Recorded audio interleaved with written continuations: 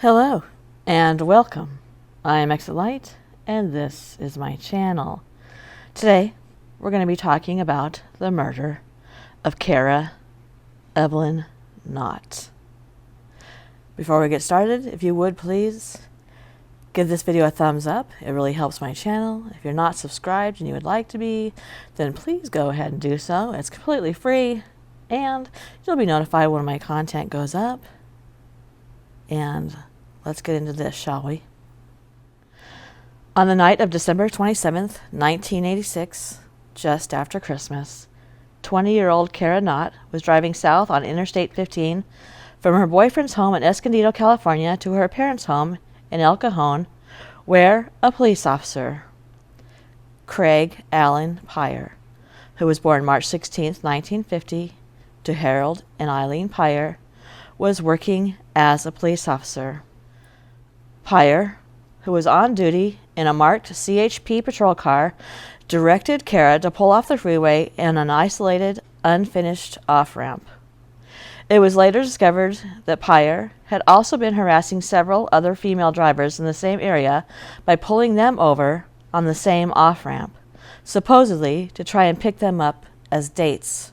In Cara's case, it was believed that the situation escalated to physicality when Cara threatened to report Pyre for his inappropriate actions. When he attempted to grab her, she slashed and scratched at his face. Pyre then bludgeoned her with his flashlight and strangled her to death with a rope. He then threw her body over the edge of an abandoned bridge where she fell alone into the brush below. Coincidentally, 2 days later, while covering the investigation of the murder, a reporter with KCST-TV interviewed Officer Pyre during a ride-along segment about self-protection for female drivers. At the time of the interview, Pyre had scratches on his face, which, as details of the case unfolded, were thought to have been inflicted by Cara during the struggle with him. He excused them as saying that he had fallen against a fence in the CHP parking lot, but the fence was found to be too high to have caused the scratches on Pyre's face. Moreover, within about the hour of when the murder was thought to have occurred, witnesses at a gas station saw a disheveled Pyre drive in at high speed. One of them, who happened to be an off-duty San Diego police officer, reported seeing the scratch marks an hour before Pyre claimed to have gotten them. Just after the KCTV broadcast, nearly 24 telephone calls, mostly from women, were received by authorities, with the callers reporting that Pyre was the officer who had pulled them over on the exact same off-ramp, even though in these cases Pyre was not hostile or violent towards them. They said that while he may have been friendly with them, he also made them uncomfortable. In some cases, he gently stroked their hair or their shoulders, which caused them distress. In addition, several women had made complaints about him before the murder, but these were dismissed because of Pyre's reputation within the department of being an upstanding, good policeman. Another witness said that she saw a patrol car accompanying a Volkswagen Beetle, which was thought to be the one that Cara was driving, in that exact area at about the exact time the murder was known to have occurred. Cara was last seen alive at a Chevron gas station just 2 miles away from her murder scene. The attendant remembered seeing a marked CHP patrol car making a U-turn on the road just after Cara had driven away. Officer Pyre's own logbook revealed a hasty falsification about that time, as well as changes he had made to several traffic tickets that had been written some time later, according to the motorists to whom the tickets were written. Forensic dentist Norman Sperber examined the rope found in his patrol car, and he determined that they seemed to match the rope around the victim's neck, although Sperber was later barred from testifying about his findings in court.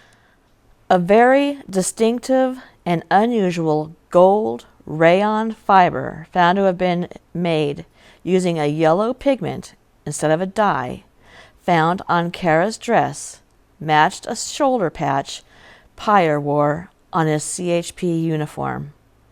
Tire tracks on the bridge showed that a car had pulled out hastily, leaving black marks on the pavement. Furthermore, a drop of blood was found on one of Cara's boots, which was found to be consistent with Pyre's blood type, which was AB negative, the rarest of blood types, and other genetic markers. Although conclusive DNA testing was not available at the time of the investigation, microscopic purple fibers linked Pyre to Cara's murder.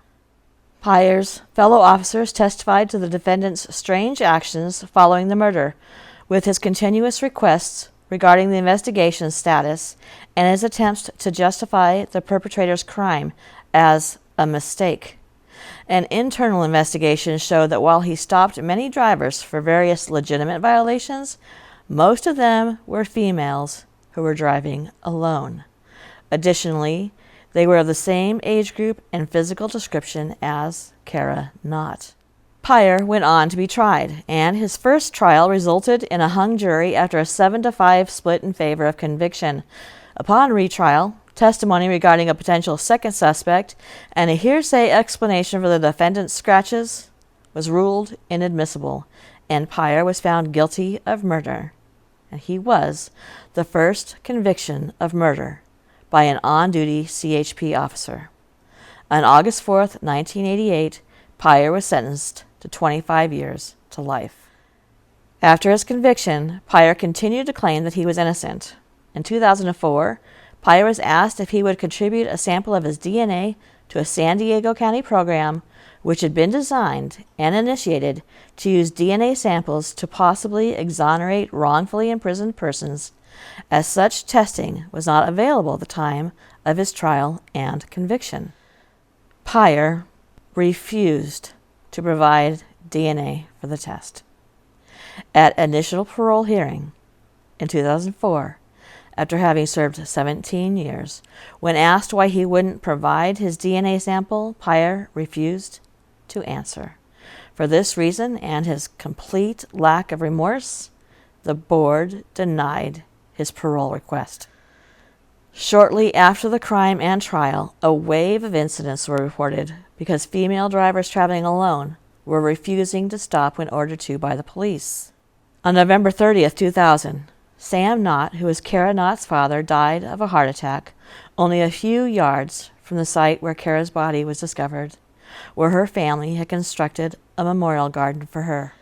Pyre has been denied parole for 2 additional times, in 2008 after serving 21 years, and 2012 after serving 25 years. His next eligibility for parole hearing was set for 15 years later, in January 2027, when he will be almost 77 years old. Pyre is serving his sentence at California Men's Colony in San Luis Obispo, California, which is considered a, quote, country club and a, quote, garden spot among California prisons. At the time of his second parole hearing in 2008, he had a nearly unblemished prison record and worked as an electrician at the facility for years, making $52 a month in a salary from the job in 2003.